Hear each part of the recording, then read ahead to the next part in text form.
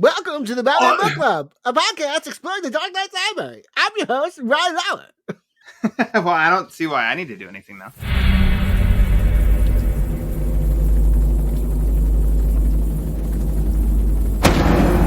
All it takes is one bad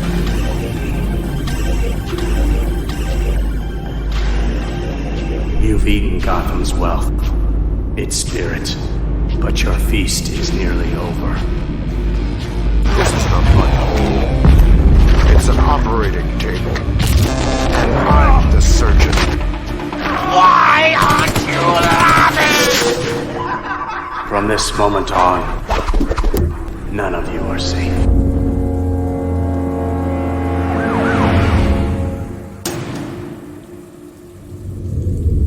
Welcome to the Batman Book Club, a podcast exploring the Dark Knight Library. I am your host, Ryan Lauer. The Batman Book Club is a proud member of the Batman Podcast Network, hosted by Batman on Film. Just go to batmanpodcastnetwork.com for a whole list of other Bat-related shows that also love to dive into other nerdy topics we all love to frolic about in our free time. Thank you for tuning in for episode number 73, Batman in August. We continue our monthly wrap-up each month as we explore some of the latest offerings in the Bat universe from DC Comics. And as you all know by now, I can't do this alone. Joining me is my very important Peter. Sounds kind of weird. He is one half of the Straight Outta Gotham unit. He is also a fellow BOF contributor, and he spins more beats in Jersey than Paulie D himself. It's Mr. Peter Rutherford Verra. Hello, Peter. Welcome back. The R stands for Ryan. Hashtag Ryan Brain, actually. That would not sound... It's a pleasure to be here. That would not sound very good after I say very important Peter, and then your middle name's Ryan. It's just getting Peter weird. Ryan Verra, PRV. It sounds fine to me. How Perv? dare you insult Perv? my name? There's no... I mean, whatever. Sure, whatever.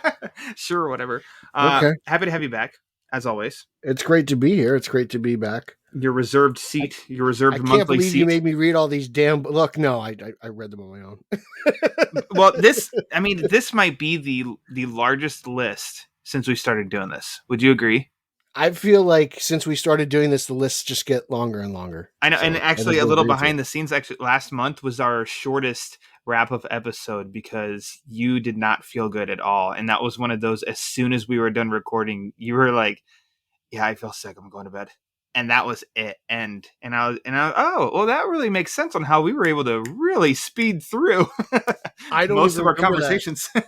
I don't even remember that. So, okay. Jeez. I felt bad, but that's a lot's happened in a month, I guess. That's how committed Peter is to entertaining the folks and giving his input on DC Comics. So much appreciated, Pete. I have a lot to say and no one to listen to me. I have a lot to say. All right. Well, I'm just ready for us to dive in. Let's just rip the Band-Aid off right now. But first, I love that it's too bad that this is audio only right now because Pete and I are totally supportive of Keaton as Batman. Oh, yeah. Because Pete is wearing a Batman 89 awesome tank, and I am wearing a Batman Returns t-shirt. This was not planned. And this is just everyday attire. It really is. I was like, which Batman shirt am I wearing today? The funny thing is, like, I look at my closet and I go get t-shirts and I'm like, oh man, it's nothing but Batman shirts. I was like, I have supported a lot of artists on TeePublic. I mean, it's not a bad thing though. If that's your, and they're not even like I said, they're not even like licensed Batman shirts. I'm just supporting the everyman on the TeePublic store. So you've gotten a rarity because for that 3-hour window that it was available on TeePublic, that's when you snagged it. So all I know is my shirts can't stay on TeePublic. For some reason, I could just keep buying this one over and over again. Yeah, shout out to Justin Kowalski, the logo for the Batman Book Club. That's the lone survivor of everything on TeePublic that I've offered since I started the store. So the only one I think I have left is the Iceberg Lounge. I think that's my only shirt. Oh, really? Oh, boy. As of right now. Usually I wait 2 months and then I repost them this way. They don't tell me I'm doing it too often. But I tried that once. Probably edit that out. I innocently attempted to put one back up that was pulled because I thought that I changed enough, and they flagged me and were like, hey, this seems like a shirt we already told you to pull. you do this again, I think you won't be able to come back to the shop. And I'm like, oh crap. Okay. You got it. Yes, Oh, sir. wow. Let's see. All right. I'll see. I I'll wasn't see how it trying to goes. be some sneaky devil. I was just thought I did the I hear whatever. Teespring's really nice. Yeah. But yeah, listen to the end of the show on tpublic.com, Batman Book Club, where you can buy your merchandise. So anyways, Pete, let's just rip off the Band-Aid, like you said. Beginning of each month, first Tuesday seems to always be the latest issue of Batman, written by James Tynion IV, illustrated by Jorge Jimenez, and this month was no different. It was Batman issue 111. What can we say that we haven't said before? A little bit. I'm going to say it because I'm going to be abrasive here. I reread this today. It sucked. Okay. Like, I didn't enjoy it, and I don't know what it is. Like, the Scarecrow looks cool. You know, he's got like this grand plan, but everything involving the Magistrate and Future State, and like, I want to like Miracle. It's just not connecting with me for some reason. I don't know why. But it's not Jimenez's fault because his art is beautiful, and it's like, damn, we wasted his art on a Batman title. I Like, wish that's what it kind of feels like. I wish Jimenez had a different writer. I love For Tynion. Batman. Mm-hmm. I was so in love with his detective run. I love the Nice House on the Lake. I love the Department of Truth. Like, I love Tynion's writing, but this, I'm sorry, James. Like, don't get mad at me, but I'm not feeling this, buddy. No, he lost me. This has been a struggle. I read it each And month I hate because I'm Ghostmaker. a Batman loyalist. I do not like Ghostmaker at all. I think he is a waste of time and space and energy. He's a bad version of Green Arrow. Really bad, and he just screams forced too. And it didn't help that when he began, like, we were just, I mean, that's just Tynion's thing of just constantly introducing and forcing new people upon us. And I mean, we at least that's a DC thing because it's happening in a lot of titles, and it's going to happen when Williamson takes over Batman as well. He's introducing a new character, so I don't know necessarily how much as an individual. I feel like DC's doing a lot of mandates. Well, this issue 111 ended where I was hoping it was going to pick up like 6 months ago. Okay. We're finally getting what we've been teased every single freaking opening, Batman and Scarecrow. Mm-hmm. So we finally got there. I'm going to say, like, just because I'm an eternal optimist, it's the Midwestern in me. Midwest, nice. I'm going to be cautiously optimistic that Fear State might be okay. Because I like Scarecrow, and it's Batman versus Scarecrow. Give me that. I want that. Mm-hmm. But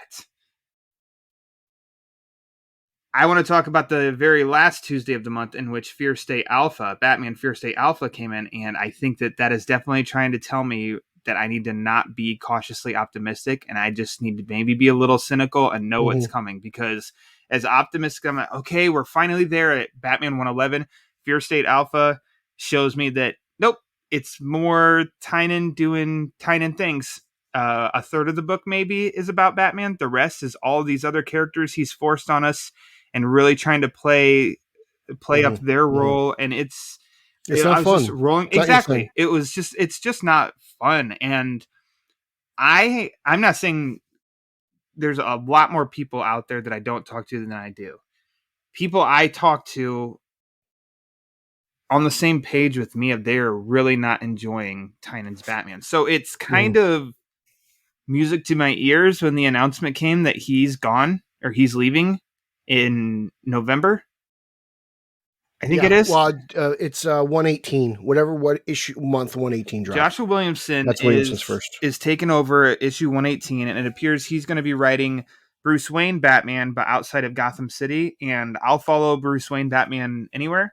As Tom Taylor is showing in The Detective, it totally works. It can be great. Azarello did it, I believe, in Europa as well. He did that with Jim Lee. I think there might have been another writer, but as long as it's Bruce Wayne under the cowl, and I'm looking forward to, and I don't like being this way, I'm looking forward to Tynion being off the Batman title because I'm just kind of over it, and knowing that Fear State's coming. And I counted, there are like, to get the full Fear State story, there's like 30 something issues they're trying to tell you that you have to read, and that's just garbage. You know, here's my thing when it comes to Fear. I'm still bitter about Convergence. So I'm like, nope, I've passed. You're I guess pissed I'm that you passed. I'm pissing on this book. I'm passing on Fear State because I was like, I feel like I've been burned before by buying all these tie-ins and all this. I'm like, I'm just going to keep buying the books that I already buy. If they tie into this greater fear state thing, I'll try my best to piece it together. But you want to know something? I'm just going to treat it like it's death metal. I didn't read death metal. I didn't like metal. So I'm just going to kind of treat it like that. And I know that's kind of a sin because, there's a lot of people that pray to the altar of Scott Snyder, and rightfully so. He's wrote some amazing things. And I'm loving his Nocterra, by the way. Like, that's probably one of my favorite books. Right Agreed. now. So, it hits for some people. It doesn't hit for me. I'm just going to pass, and I'll try to connect the dots the best I can. I'll check out fandom. I'll check out Twitter. I'm sure Eric Carter's going to read everything. That's what he does. He reads a lot. Chris Balga reads everything. Like, I'll check out their shows and I'll see what I can put together from those guys. But yeah, I think I'm just going to try to save some coin, to be brutally honest. Well, I review them for Batman on Film, and thankfully we are in good graces with DC that they send us review copies digitally that we can read beforehand in order to write the review. And so that's how I will keep up to date. I would drop this title for sure if I was forced to buy it. So I don't blame you in saving some coin. I will say, though, I like the way that Tynion writes Harley. I think Harley's his best writing in the story that he's presented us so far. Yeah. Okay. I think I do. I think Harley's portrayed really accurately. And there's a lot of his characterization of characters are really good.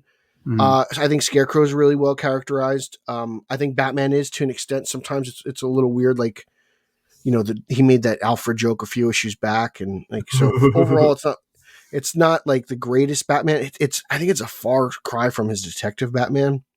But yeah, like the whole future state angle is just, it's not really hitting with me.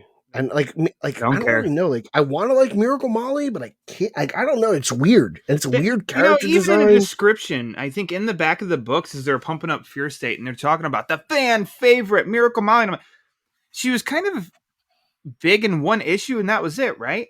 And then in the Fear State Alpha, they talked about the Gardener, and I'm like, she showed up in Ghostmaker's little hideout, and that's all that she's done. So what is this?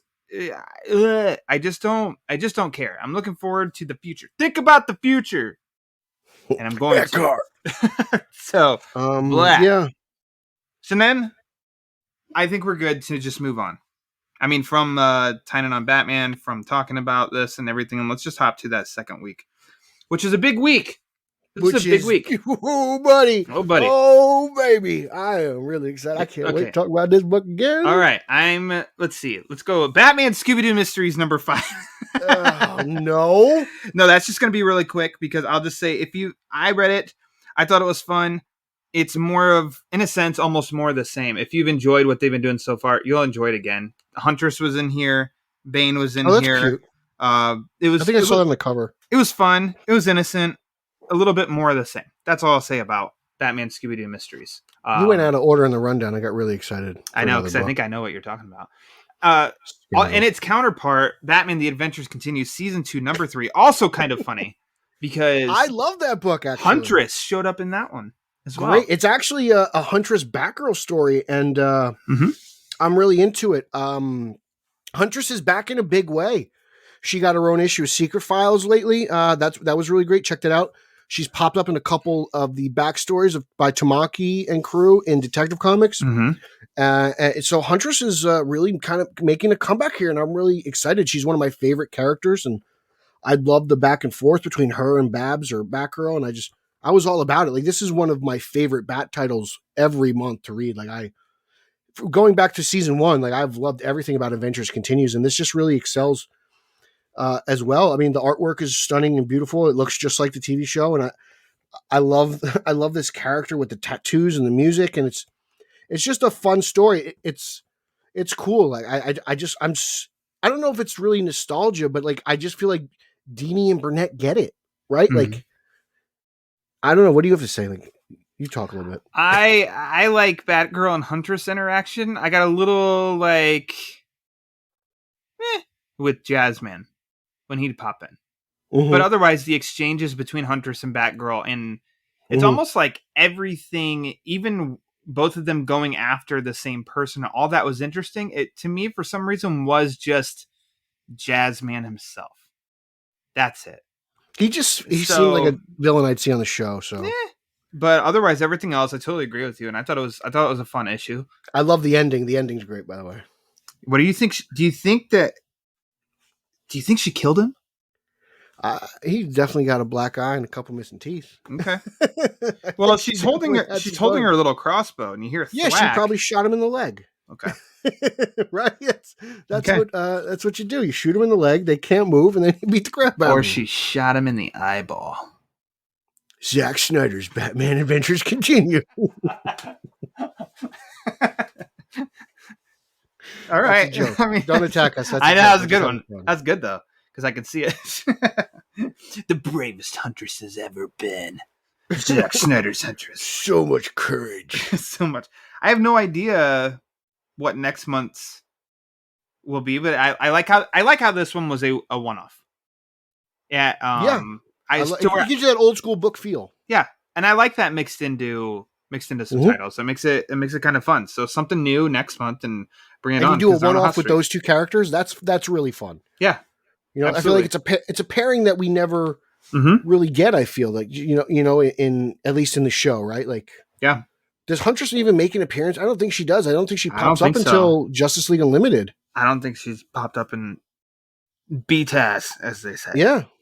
So, which is a bummer because it's like she's someone who should have They could have made her work, even in just one episode. Kind of like this angle. Or just the ferocity that she has. Yeah, but they didn't bring like a ton of religious angle to this one issue. So like they did it in one issue, they could have done that in one episode. And I thought her design was beautifully adapted. It's a great mixture of like 90s Huntress, classic.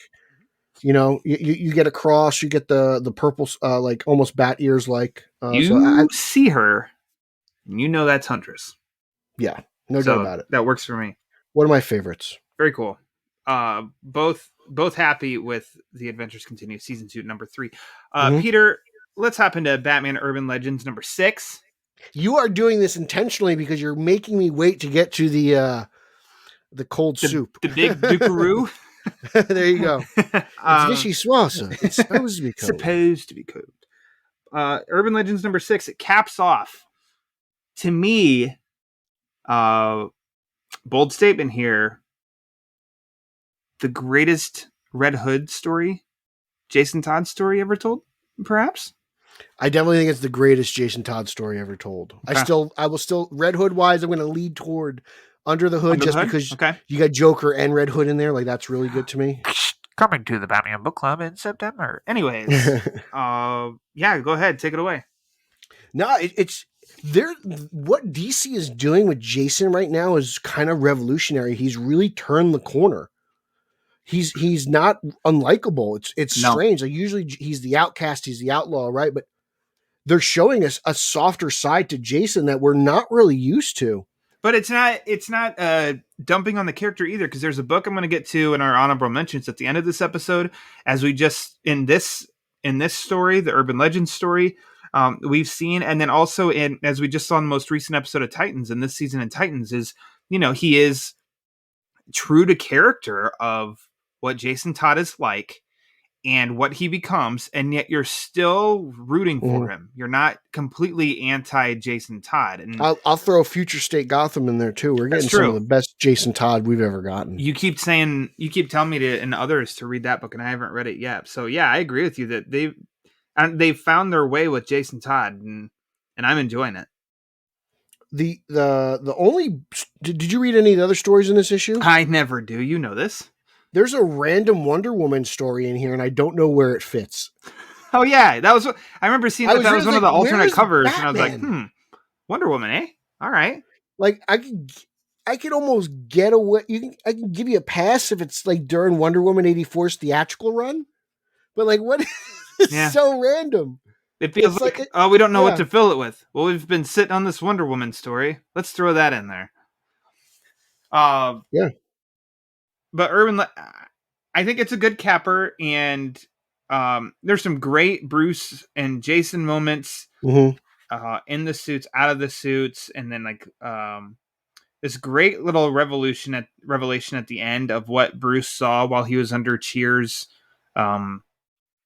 spell under his toxin, Right. etc. What he sees, and that was good. And I know It's that just this a is solid Zdarsky story. if you've been because as Pete and I have said all along that definitely the price tag of the Urban Legends book, it's very understandable if you've passed, especially since I have read one story out of each issue. That's $8. Ooh. A collected trade of this Batman Red Hood story is coming out in December. So if you've passed all along, just buy that as soon as it comes out. It's totally worth it. Great story. One of the best, as I just said, Red Hood stories yet. Buy, because it's up there. It's a great Batman Red Hood story. Don't want to miss it. Pete, since I'm a little torn here on which one exactly you want to talk about next. Wait, before we Urban Legends, there's a solid Batgirl and Black Canary story in there that's really interesting, and it's just a cool little Birds of Prey type thing. They're bringing Batgirl into a lot of stuff too, and I'm really digging that also. Yeah, featuring Talia and Deathstroke and stuff. And this is also the issue where Tim Drake announces that he is a member of the LGBT community. So you may have heard, because that may have been all over the interwebs lately. Yeah, so that's a big deal. There's a lot of great stuff in this book. No grifter. I'm so sorry. Oh God, thank God. Thank God there's no grifter. I'm so done with grifter. You finally got your money's worth because there was no grifter. Yeah, I will look, if they decided to put random Wonder Woman stories in Batman Urban Legends over grifter, I would have taken it. I need to write that to Jim Lee. Hey Jim, listen. Jimbo. No offense. More Wonder Woman. Jim's grifter. A big fan of Batman on Film, so he probably does listen to your show. Hi Jim. Because, I mean, it's posted on BatmanOnFilm.com. BatmanOnFilm.com. The head of the Batman Podcast Network. Pew, pew, pew, pew. I'm going to let you take it away on which one you want to talk about next. So we have 2 issues that came out that week that we haven't spoke of yet. I want to talk about the one that has Harvey Dent. Take it away. No, it's not my show. It's yours. You got to go. You want to talk about? All right. Well, because you're being that way, Detective Comics number 1041 came out also this month, and we're gonna, as we've been doing, because they've been double shipping your book, 41 and Detective 42, Comics. by the way. Yes, yeah.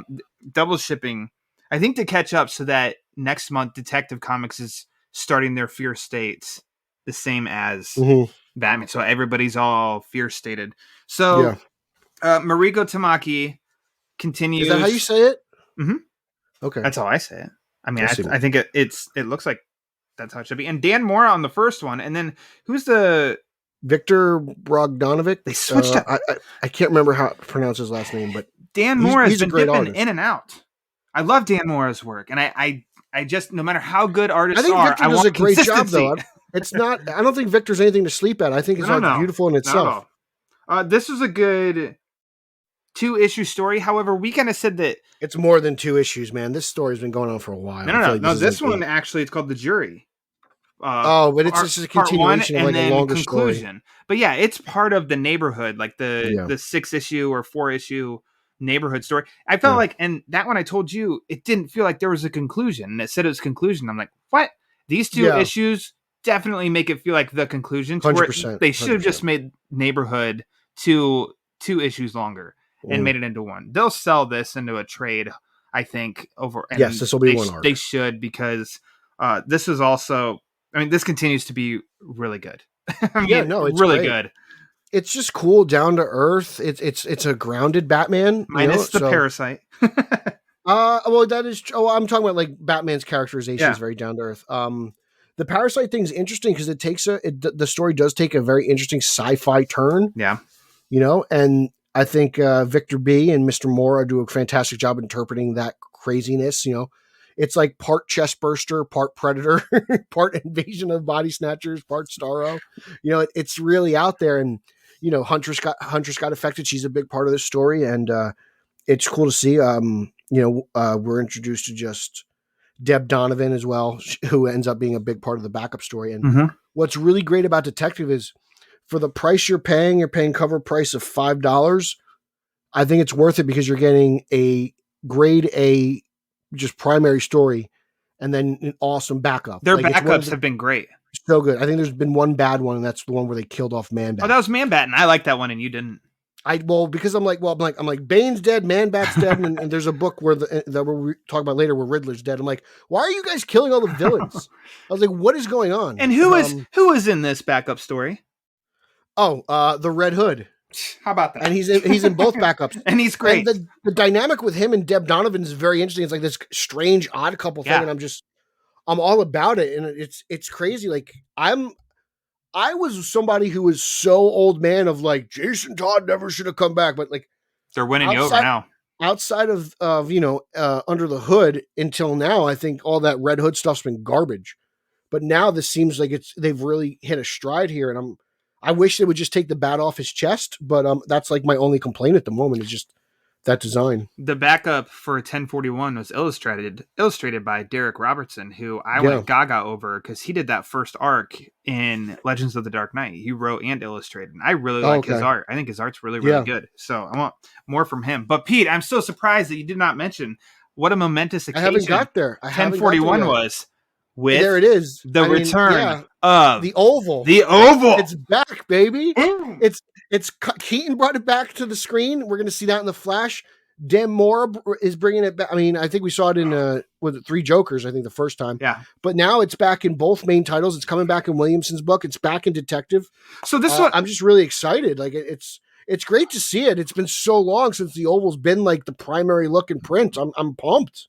I think one thing, and this covers all Bat books, that I want is I'm ready back for rich billionaire Bruce Wayne, Batcave, Wayne Manor, Alfred. I'm ready. Vintage Batman. Yes, I'm ready for that.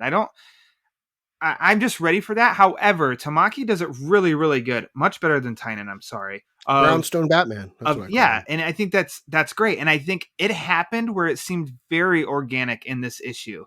Well, he's working with Oracle, and you see that she says that he's got basically, you have an old stash by the docks. I'll send you the coordinates. And it's labeled Worm Castings.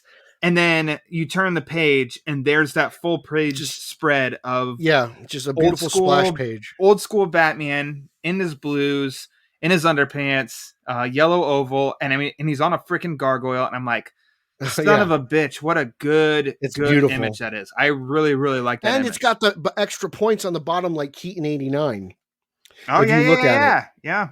Oh, buddy, Dan Mora. That's not even Sly Devil. My second favorite panel. That's my favorite splash.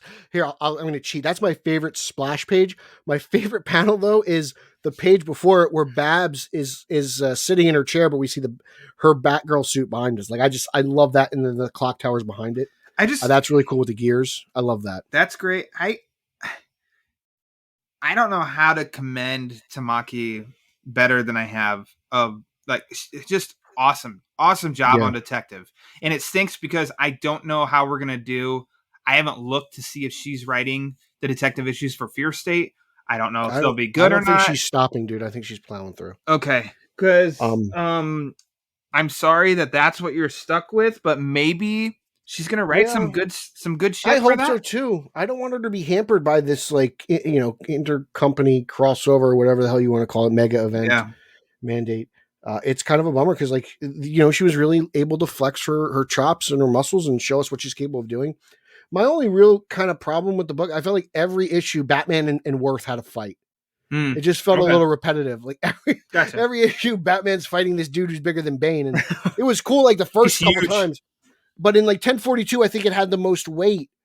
Like I was like, oh man, this would have been a lot more special if we didn't see it 5 issues in a row. Like at the end of issue, these guys are just always duking it out. I'm like, all right, I get it. But is there anything else? But I like what Worth was doing. I like how he incorporated himself with the Gotham Underground. He's kind of old money, but he's dealing with Penguin and all the other bad guys and stuff. And it's interesting. And then in the backup issue again, it's just Deb Donovan doing her investigative journalism, and there's Dead Bane and Man-Bat, and I'm like, God, that drives me nuts. I get bummed out about that. Yeah. Oswald was a big part of these last issues. And I was really your boy. That's your boy. Oswald's made, and you got another Oswald story to talk about later on in the show. So I cannot wait until I the read DeVito his issue. Yes, Yeah. until Danny DeVito shows us what he can do with a comic script. Can't We wait. should Skype Jet and read it with him. Yes, Yes, sounds great. All right, done. Detective Comics, a great Batman book. So we'll see where that goes. Now, Pete, let's talk, because I have started up a YouTube channel for the Batman Book Club, and I did a quick review on Batman 89 issue number 1. I've pretty much said all of my piece. Pete has not really gotten to.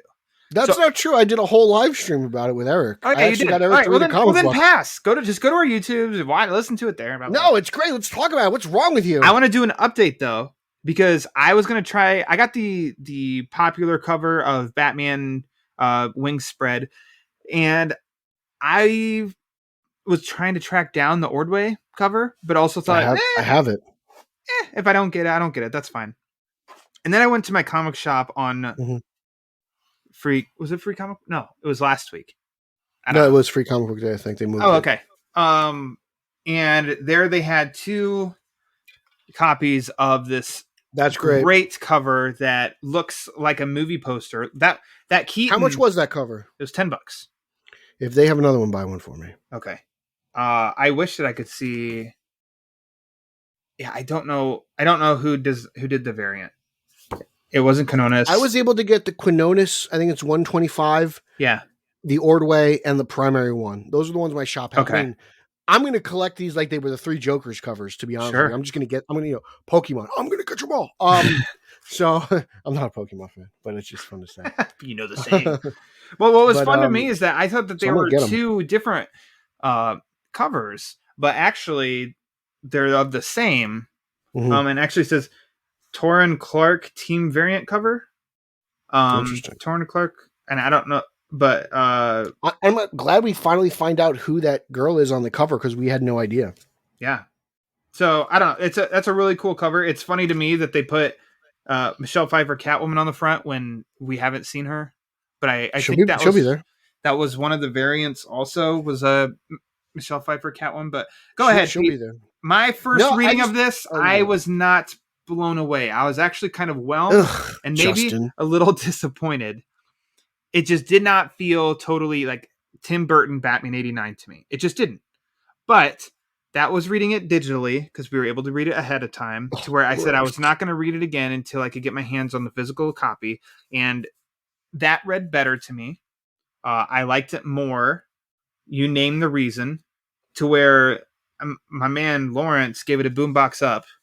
And I think I stand by that. And I really love the Tim Burton nods on that second page to Nightmare Lydia Before Dietz. Christmas, Beetlejuice, Mars Attacks. Great stuff. I love all that. So now take it away, Pete. Yeah, Dark Knight Returns. There's so many cool things. I mean, I just love Harvey Dent. He seems so Billy D. Williams to me. I love the Joker gang. I love the Joker coats. Like you said, those little nods to everything. I think Quinones' art's really great. I know some people complain about the white eyes. Not me. That's a non-issue for me. I'm sorry.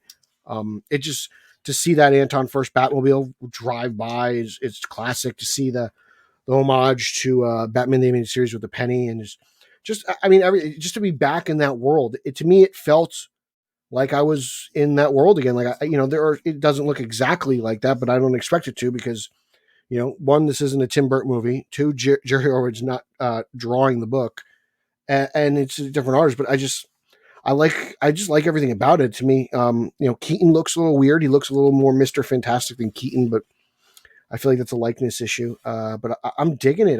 I just am. I'm excited. I can't wait to see it. I love the little tease of Robin. I like what they did with Barbara Gordon. I like how they characterize Harvey Dent and how he basically says, "Hey, look, this is an actor. I know where I'm from. I know where I came," and it's all good. And I thought that Commissioner Gordon looked like Pat Hingle. I thought Alfred looked like Michael Goff with a mustache. I'm interested to see where it goes with this military presence. And this is just a wonderful story. I'm so happy to finally be in this universe and see the relationship of Batman and Gordon and what that's like, because I feel like that was almost non-existent in the 2 Burton movies. And that's, to me, it just feels like it's not a Burton movie. It's just a different Batman universe. But to say Batman 89 that's going to get the attention. I think the sales numbers for this are going to be insane. If they aren't already, I have no idea on that. Maybe I'm wrong. But I hope that the story's good, and I hope that it's financially successful so that they can keep doing stuff like this. You sound like you don't like this. I do. No, you Lawrence don't. gave it a boombox up. You shut your mouth. In Lawrence, we trust. Yeah, well, I trust Lawrence. I don't trust you. All right. Well, I follow Lawrence. Okay. But I did like. I hope that it does get a little bit better. That's all. Wow. This is one issue. I mean, I don't know. Let's see. To me, it hit all the right notes. You know, like that's good. Good for you. I'm happy for you. You you deserve happiness. I guess so. Sure. Get weird. Okay. Keaton's haircut was something else, though. Yeah, that was whatever. That's why I think it had to be a likeness issue. I don't know. Because I know like Jack's likeness is impossible to get unless you're Hot Toys. Yeah. That's why there's like no Jack Joker stuff out there. Which doesn't make sense because I'm like, well, Jack doesn't make any movies really anymore, so shouldn't he be like? Yeah. I'm sure he makes a ton of money, but I feel like he makes so much money if McFarlane Toys could make some Jack Jokers. Yeah. Hear that, Jim Lee? Talk to Todd. I don't know. Get us a Jack figure. No, I think this book was great. I really loved it. I love the Harvey Dent stuff. It was really cool. It made the coin mean something, and I appreciated that. Yeah. That's good stuff. Him dating Barbara Gordon is interesting. See where that goes. But I'm not mad. Did a lot of things differently. I'm not mad at it or anything. Doesn't bother me. I'm like, oh, okay. That's what they're gonna do. I also dig the estranged relationship between Jim and Babs. I was like, oh, that's different. Yeah. Pat Hingle with a mustache here and a headset that definitely feels. He had a mustache in '89. That's true. I thought of that as soon as I said that. Yeah, he looks different for sure. But again, I love the headset. Personally, I thought that was cool. Give me one of those again. I think the second Tuesday in September is the next chapter, so the countdown is on, Pete. I'm ready. I can't wait. Bring it. And to be honest, like I really hope this thing is a huge success because I would love like a Batman 95. I would like, and I don't think that's impossible. I've said it before because I think, with Goldsman working on Titans, he's already in the building. I think, it's a cool idea to do a continuation of the Schumacher movies. I would just be all for it. Why not? I loved Batman 66. I love Wonder Woman 77. I read those crossovers with Wonder Woman. Superman and 78 also came out this month, which is probably I liked more. That up. I haven't picked that up. I liked it more than Batman 89. I heard it's better. Surprisingly, like I did. I thought it was a great first issue. So, do you think that has to do with the fact that Vendetti's an actual comic book writer? Like Sam Hand's written a couple books, but that's like Vendetti's like trade. It's his actual like craft. Maybe. Also, to me, it definitely for some reason felt more Superman 78 verse than this did Batman 89 verse. So I look forward to reading it. Yeah. That got me really excited. So, to quote Pete, one of your favorite rock songs of all time, "It's been a while." It's crazy how that horrible song comes up all the time. Since we've had Batman when Catwoman was the last number time? 6, I think 2 months ago. Wow. That's a bummer. Yeah, they just missed it completely in July. June, they had issue 5. And I think June, that was the first in 3 months or something. It's been a little staggered, and I don't know why. But Joy to the World. Is that this one? Joy to the World. Clayman's on this. I know that Liam Sharp did the art for the next issue, so I don't know why that's happening. But I don't know. But I thought this was a Man exclusive. I thought it was too, and I really loved his art. So I don't know, but let's talk about this one instead. This is a Joker heavy episode or issue. A good fight between Phantasm and Batman, and then we've got Mama Catwoman and Helena taken to the streets to fight some goons. Selena still got it. The choice of her outfit's very interesting. When I turned the page and that's what I saw, I was like, oh wow. Yeah, I was a little surprised. It's very also, like it looks like Batwoman from the 50s, right? Is that when Batwoman was prevalent? Maybe the 40s. I don't know. Or late 40s. Interesting. I'm curious. I don't know because I love Dick Grayson as the commissioner, though. That's cool. So that meeting, I thought the actual scene itself between Catwoman, what is Helena? Is she Batwoman, Batgirl? Like, what is her actual title? I Do don't we know? remember. That was I feel like that was issue 3. Maybe it I was don't remember. 4 that they really focused on it, but I don't remember. The interaction between the three of them was really good. Yeah. I love the Selena Grayson stuff. I thought that was cool. And then just everything was great. Like the whole Christmas tree interaction. Is there anything you haven't stolen? Man, yeah, and great. that panel with Joker peeking through the Christmas tree. That's awesome. How creepy is that?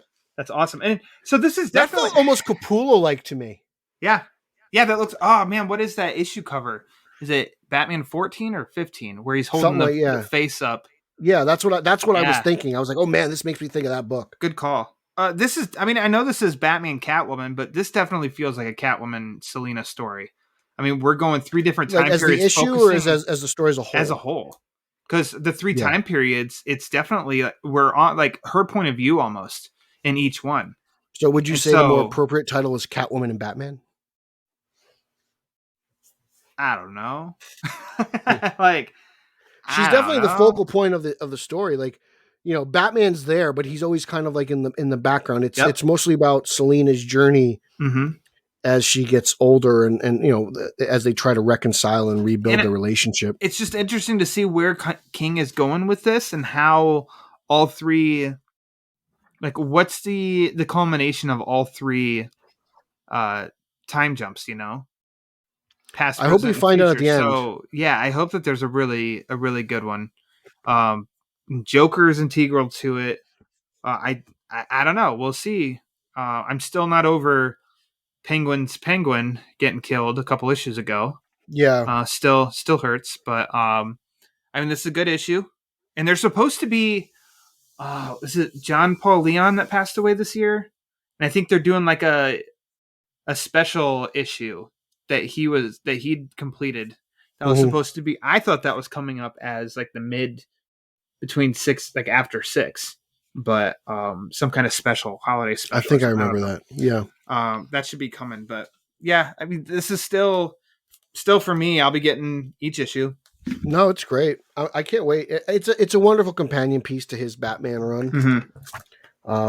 So I'm glad he was able to finish it off. Really makes me want to go back and read that. I think annual number 2. Okay. Do you remember that one? No. What is it? That's where basically Batman died. When Bruce died and it's followed Catwoman. That's a real one. That's a real good one. Tugged on them heartstrings. Oh yeah. I want to reread that whole. I'm waiting for that to get like a. I don't know. Maybe an omnibus or something? I would like to. Get a whole run. They've released 5 deluxe editions. There should be one covers. Yeah, one deluxe edition left, and that contains City of Bane. And DC sat on that ship for like 2 years now or so. And I doubt that they're going to release it because why at this point? But it really sucks because I'll buy it. I've got all 5 deluxe editions. And they're great. I love them in that form. It's like, give me one more hardcover that wraps it all up. Show me that post show. And then I've got all of Tom King's run. Instead, they did 2 City of Bane hardcovers in like normal size. And then did a City of Bane that contained everything in a trade paperback. I'm like, I can't buy this shit with 5 deluxe. It's not right. So I'm sitting and waiting and hoping. Batman 89, number 1. I've been sitting, Catwoman, wishing. Number 1. There, number 6. Holy shit. God. Anyways, let's move Johnson. Let's move along, Pete. Let's just get through Batman Reptilian number 3. Okay. I feel like I've been the one defending this book. I didn't like this issue at all. Nope. I didn't like the story. I didn't like the art, which stinks because Sharp is a fantastic artist. I love Liam Sharp, but he's doing this like almost like painting thing now that doesn't ugly. You know what? It reminds me of Arkham Asylum.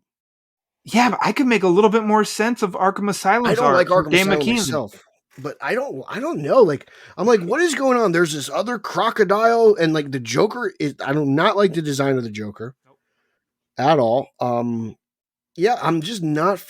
I do kind of like this like creepy silhouette Batman. It kind of gives me vibes of Michael Turner. But that's like the only real positive I have. Like, and I was so looking forward to this book because I was like, oh, cool, reptilian. Like, I'm just an idiot. I'm like, this is gonna be a Batman Croc story, Yeah. And I'm with you. I don't know what it is. No, because they're halfway through the damn story and it's still just kind of what all has happened. Apparently some of the villains were killed. Penguin was hanging on by a thread, and then Batman tracks down the Joker, who then gets killed. And we're halfway through the story. And it's just, there's no attachment here. I think the writing between Alfred and Bruce is off. It's very off. It doesn't feel I like got it nothing to gels say. at all. It's just, man, what a disappointing story, because I It's was such a really excited. disappointment. I was really excited because I've been Yeah. all about the Black Label stories, because it's like, oh great, they're 6 issue, 12 issue, 3 issue, depending on the story. Oh, And I this can one's jump on normal those. sized. It's not oversized. Yeah. Usually Black Label's oversized. And so I was all about it. And I remember when they released the preview images of issue 1. Really? Well, Batcat's not oversized either. I'm not into it. And I might not read 4. I was going to say, halfway through. this- It takes a lot for me to be like this. I'm just not enjoying this. well, that's what I wondered as soon as I finished reading it. And I actually didn't read it until today because it was so last minute of like, crap, I got to read this.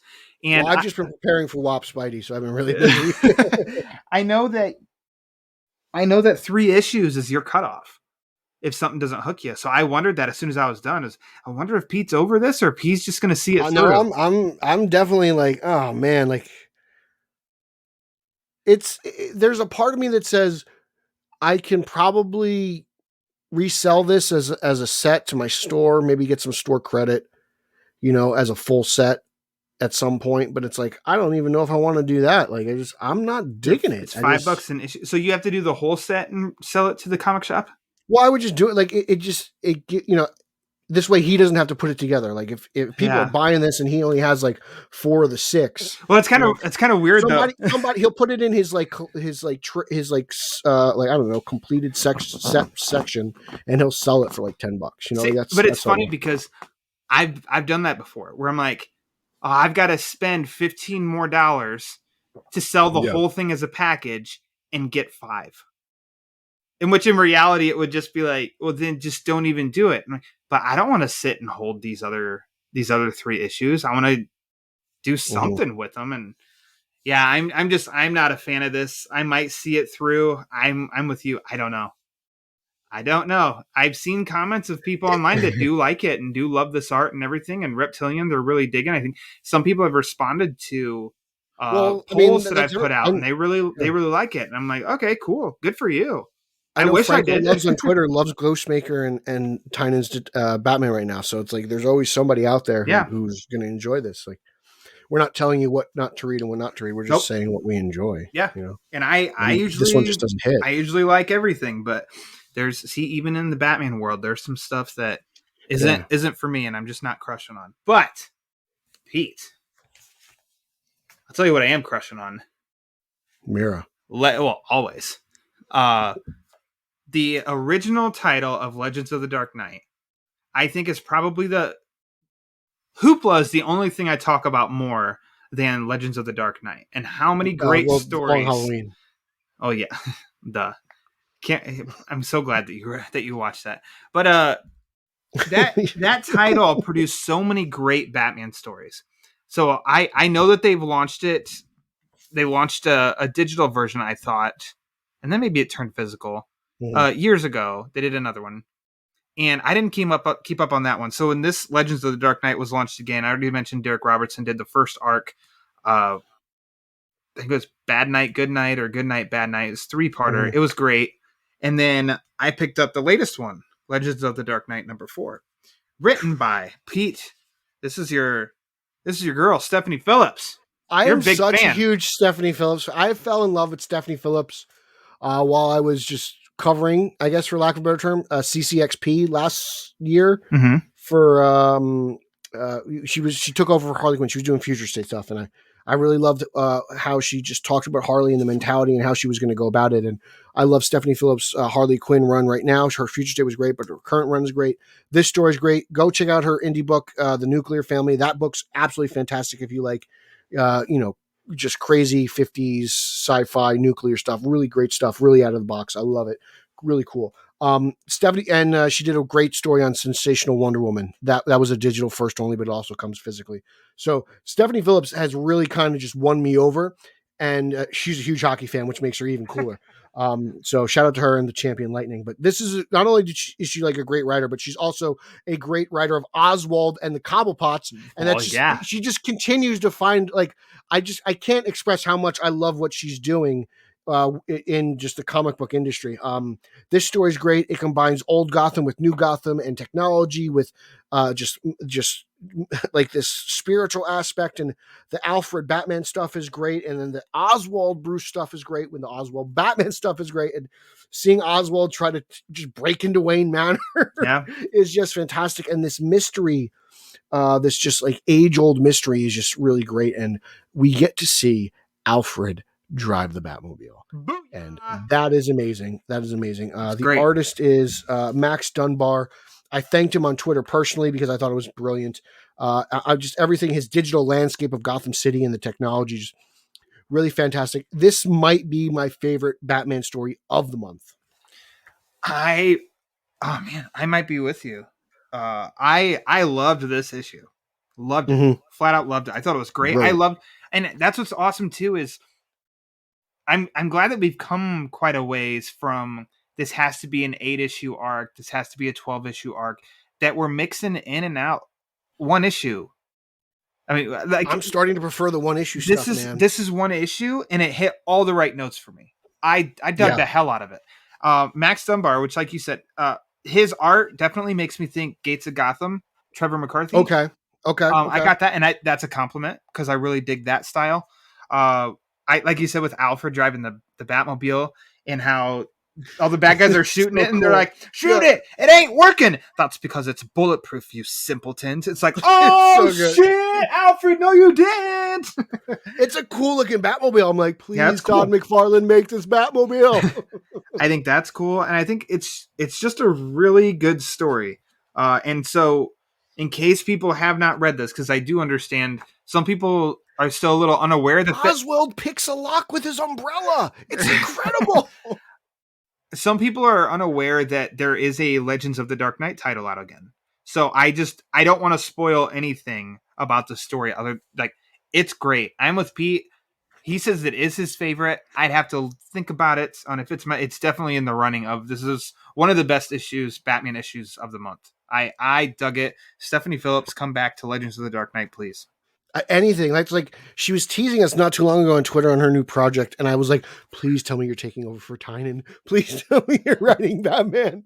I want more of Steph. I don't care what she writes. I'm reading it. If her name's on the cover, I'm picking up, and I suggest all you guys do the same thing. She's a really fantastic writer. I didn't know about her until Future State Harley Quinn, so she's really climbing to the top of my favorite writer rankings. I couldn't be happier. Well, I'm trying to look it up real quick, because the digital first were coming out way before the physical, and they were coming out. Each issue was 2 digital issues. Yeah. So it took me a while to really understand. But they were 99 cents each. So they were $2, whereas the physical issue is $4.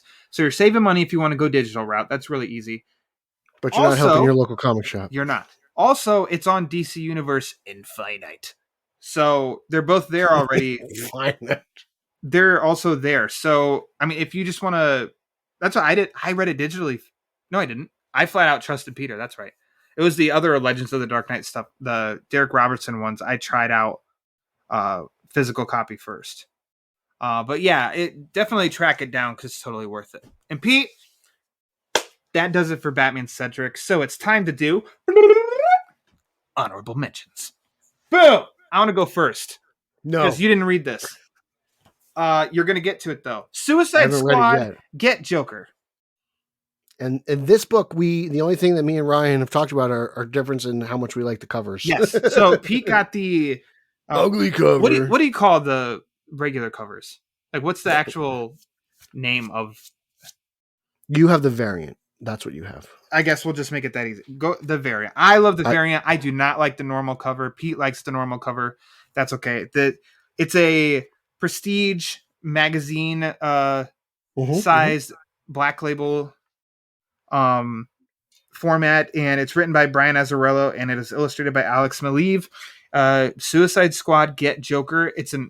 How timely that it came out this month, Pete. Of course it did. But oddly enough, because the Joker's not in this movie. Speaking of our boy Jason Todd, he's leading the Suicide Squad to what? Get the Joker. Boom. Revenge. You know the basics of Jason Todd.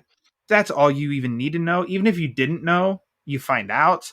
This is a great, great issue. What an awesome start to, I think this is 3 issues. I can't recommend it enough. This is an awesome story, awesome art, very dark and grim and kind of violent and a little serious, but also a little playful because Harley Quinn's there. This is just a great starting point for this book that ends on a really cool note. So, highly recommended. Suicide Squad, Get Joker. I gotta check that out. Pete's got it. He showed it to me. He's got it. He's ready to roll. So highly recommended. Yeah. I'll also jump in, Pete, here on something that we both agree on. The Joker's puzzle box. Dude, I haven't laughed out loud while reading a book in so long. This might be the greatest characterization of the Joker in print since Denny O'Neil. I was man, this is so amazing. This is a great issue. Wow, it's absolutely phenomenal. Everyone you could think of is involved in this story. Yep. It's told from the Joker's point of view, so it's crazy like the Birds of Prey movie. You don't know what to believe. Hearing him interact with Gordon and just getting Bullock angry is brilliant. I love it. I'm just fascinated by everything. But again, I'm like, well, another big time villain in Gotham is dead apparently. So I'm like, geez, but it's its own thing. So it can do whatever the hell it wants to, which that's such a plus to where I'm along for the ride. Is this because there's no black label on the cover? No, and that's weird to me, but I'm down with it. Is this like an Elseworlds, like a continuity thing? Like this is not in the main universe? I haven't seen anybody talk about this, and because also Man-Bat's in it too, and he is actually dead in main continuity, so I'm kind of confused. Written by Matthew Rosenberg.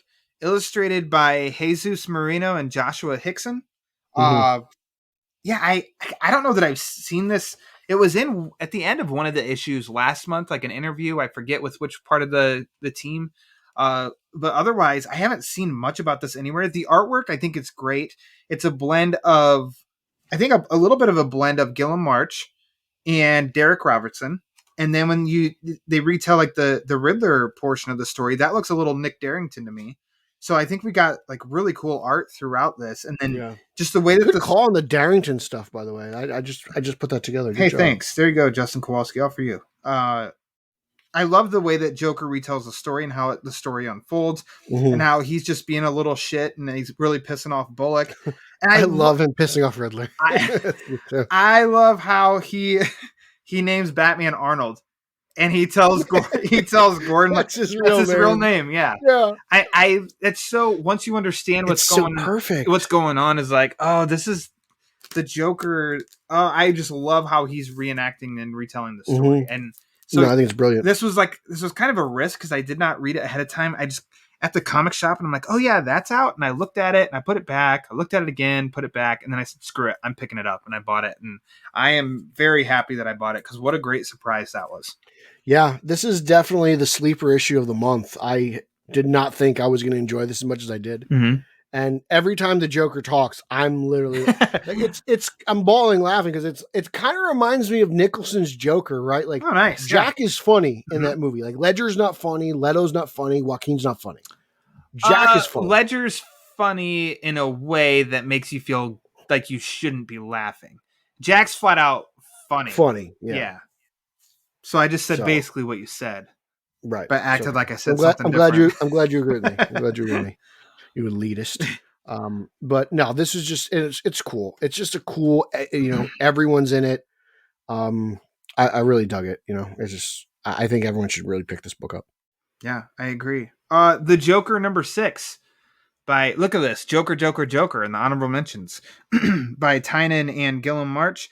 I'm not gonna lie, Pete. When the announcement came that Tynan is leaving, there two things popped into my head. One, that it was kind of revealed that this is an ongoing series, and then two, that Tynan won't even see it through because he's leaving after issue 14. Mm-hmm. Both of those let a little bit of the wind out of the sail for me because I And feel this like is a pretty cool story too. This- This is probably his best DC superhero book. this is a cool story. It's really taking its time to do something, which I'm fine with, because I felt like this was maybe a 10 or 12 issue story. And so, Mhm. we're slowly laying down all the groundwork and we're going to get there. And we've talked It's a about slow before, burn. there's a lot of dialogue. There's a lot to read in each issue. And then to hear that Tynan isn't even going to finish it and that it's ongoing, so we don't even know how long it's going to go for. I, at that point, don't know how long I'll last. I thought this was like a 12 issue series. Yeah. I'm kind of bummed Tynan's not going to finish it out. I just hope he finishes his story. Yeah. Like maybe that's kind of where it is. It was cool. I got vibes like Texas Chainsaw Massacre. That Yeah. was really cool. I love the Jim Gordon angle. Like I really dig that stuff. That's the slow burn about it. Yep. But I really enjoyed it. I loved again, like Jim and Bullock, again, really cool stuff here.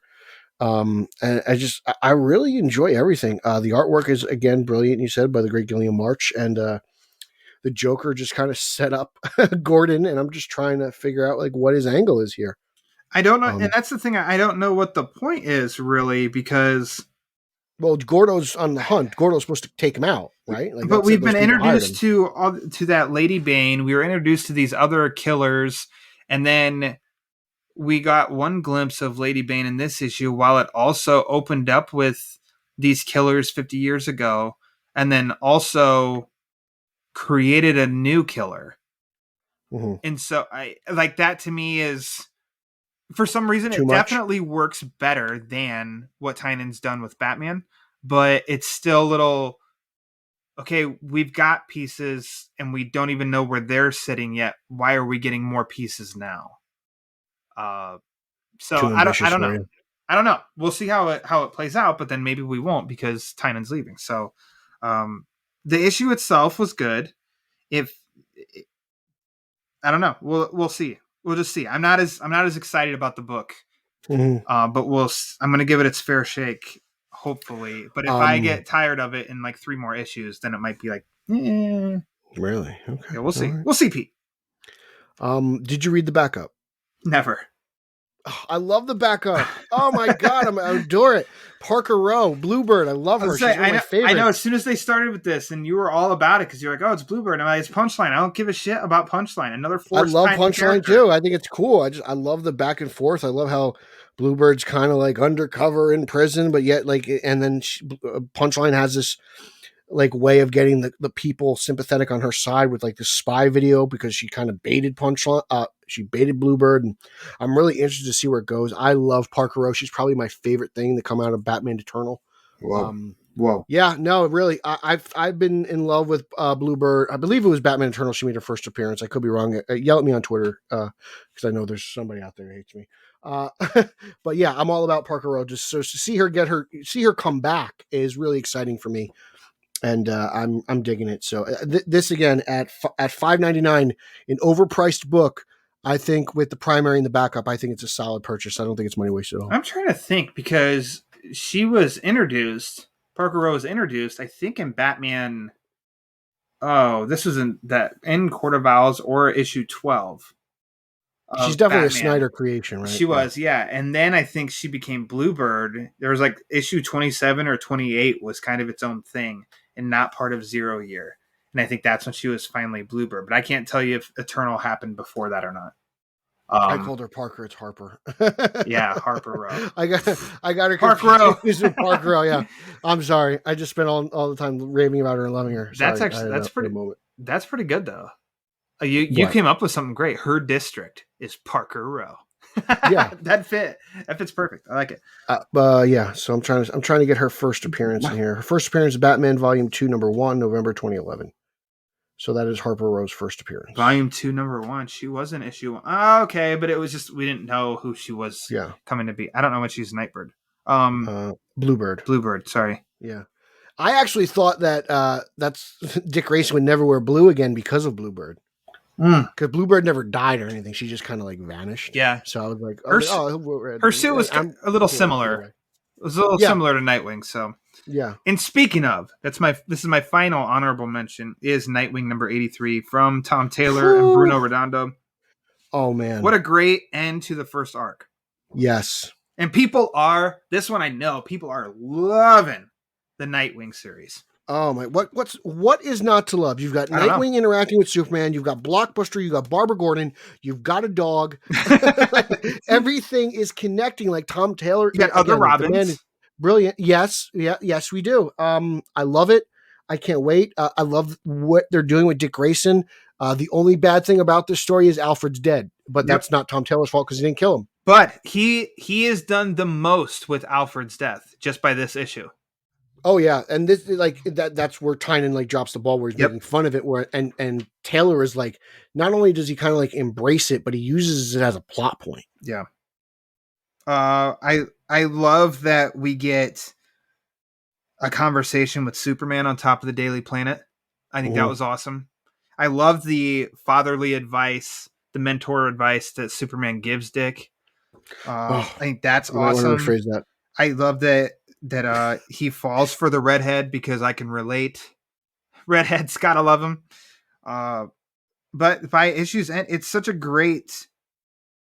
It's just a great part for the story. A great first act. A great phone call from Bruce to Dick. I'm really excited to see where it goes, and I'm also excited because they're releasing this as a collected hardcover. I think in December, maybe. So, and I will be buying it for sure. I love Bruno Redondo's art. Yeah. Like, it's just, I don't know. It feels like classic comic book to me. It's not over realistic. It's not too it's just that perfect balance. And I love it. Yeah. It's just an awesome issue. And if people haven't read it yet, it should be coming.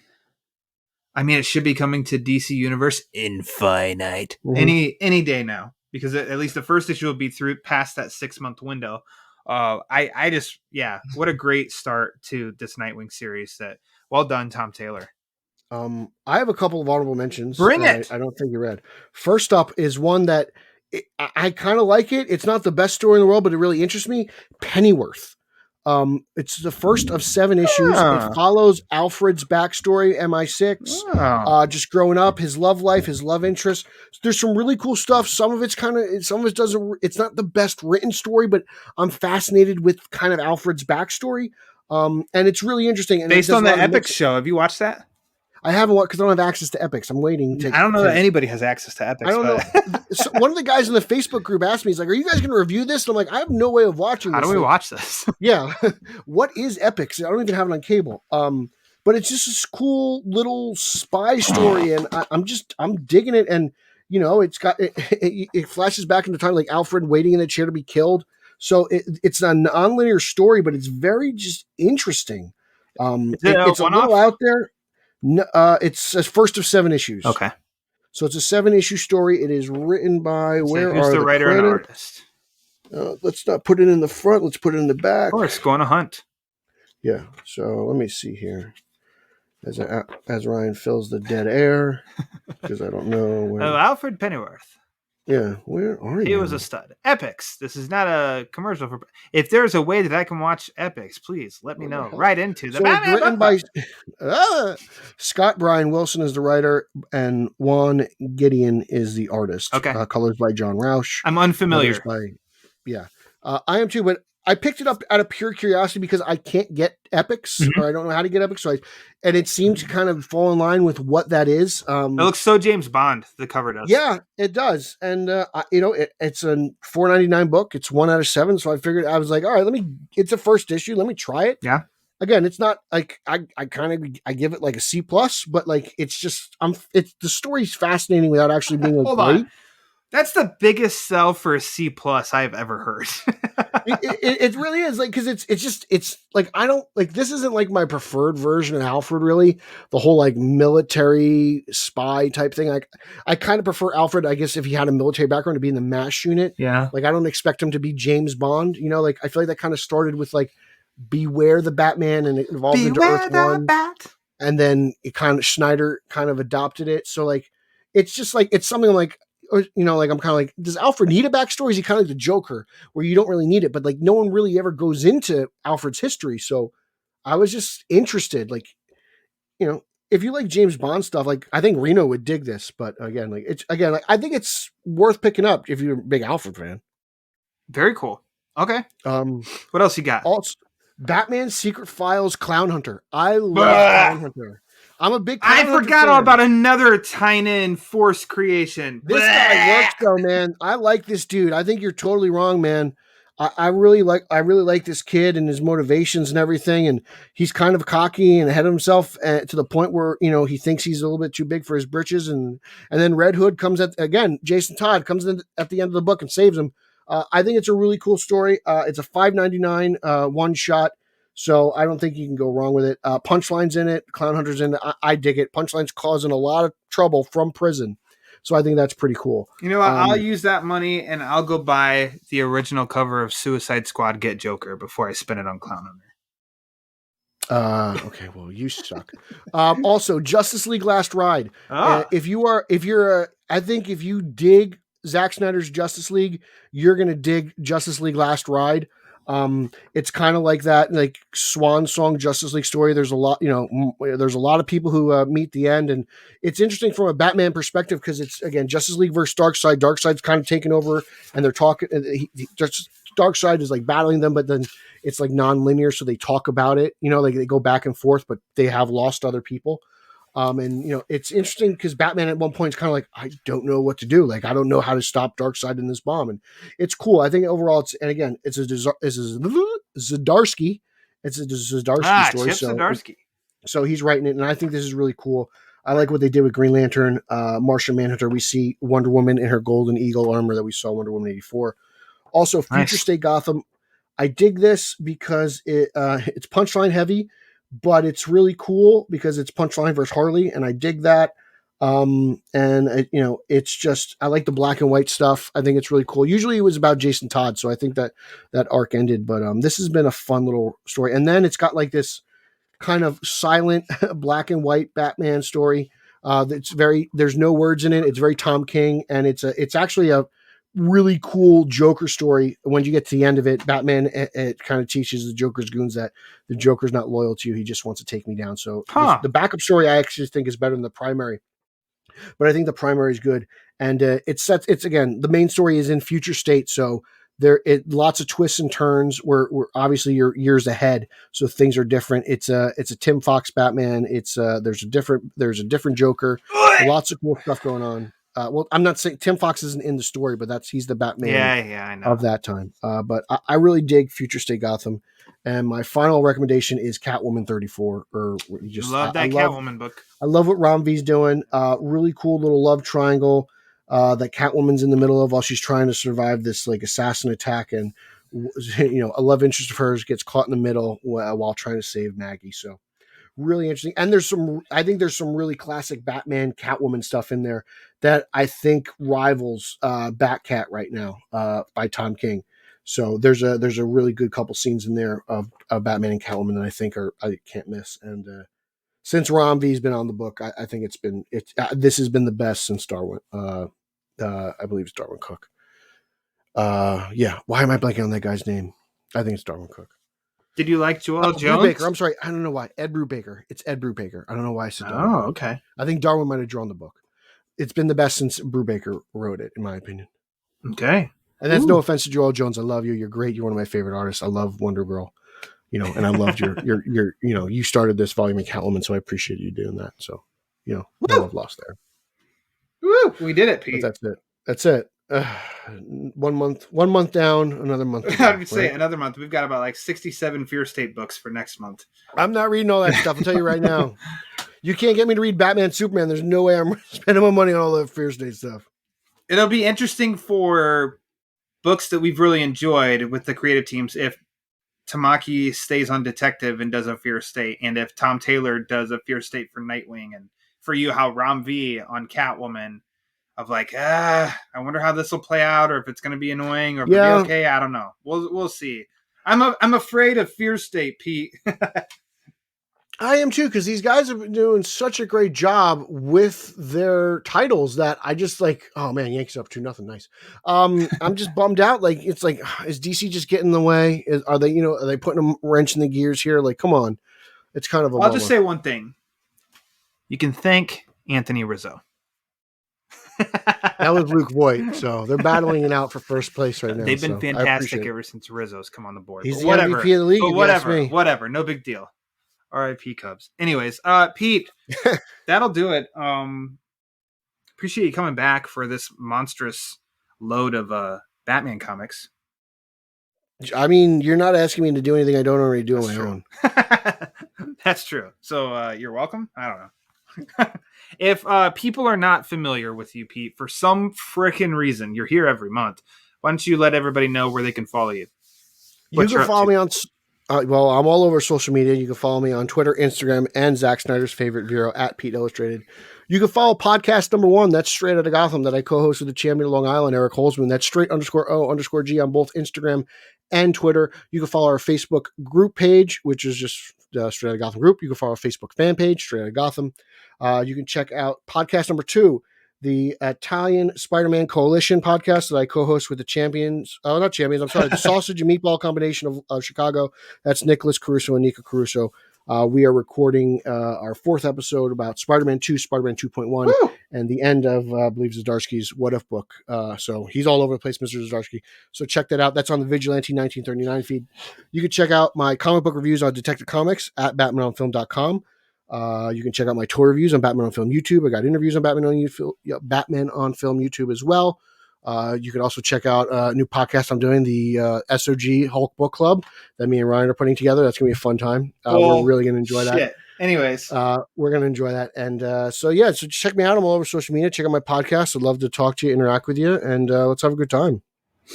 Have a good time. Have a great time. Thank you, Peter R. Verra. Peter Ryan Brain.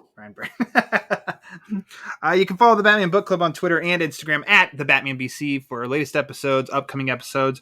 And if you check out the Twitter feed right now, you'll hear about a giveaway. What? Go to Twitter at thebatmanbc, find out what that giveaway is and how you can enter into the mix. You can also check out the Batman Book Club page on YouTube, where I've got that Batman 89 quick review, as well as podcast episodes. If you'd like to write into the show, you can at thebatmanbc@gmail.com for questions or comments, concerns. Go to Eric Holzman. If you'd like to support the show, there's many different ways you can do that. You can help just keep the show up and running by becoming a Patreon member at patreon.com/thebatmanbc. You could also buy some merchandise. The t-shirts or stickers, magnets, notebooks, you name it, on TeePublic. The link to that is on the Twitter feed. Or if you'd like to just support the show and not spend any money at all, that's 100% A-okay. You can do that by rating and reviewing the show on Apple Podcasts. A link to that description is in the description, link to that page is in the description of this episode. The more reviews we get, the more it helps spread the word. And as we all know, the word is panic. So, for Peter Verra, I am Ryan Lauer, and until next time, read more Batman comics.